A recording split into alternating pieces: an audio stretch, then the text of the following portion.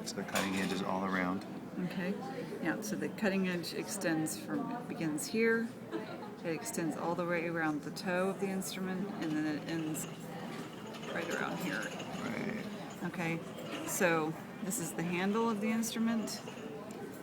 This is called terminal shank, this part that comes up from the curette part. And so, I'll take this.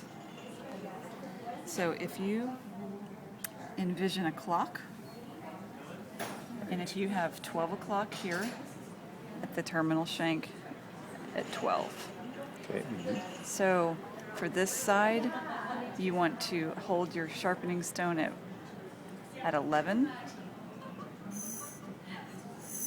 maintaining that 12 o'clock position. So if you're at 11 for this side, 3, maybe 4, maybe 5 strokes.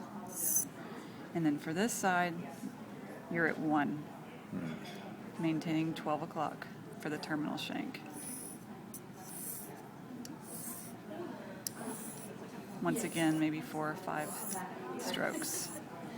But for the toe of the instrument, you're simply holding your sharpening stone and the toe at around a 90-degree angle.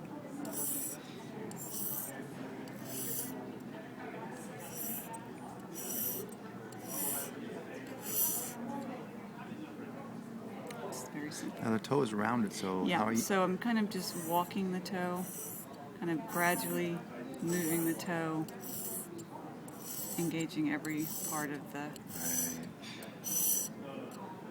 rounded part. Sweet. So this is a 12, 11 o'clock for this side, 1 o'clock for this side. 11 and 1. And round, and then walk around the toe. So 11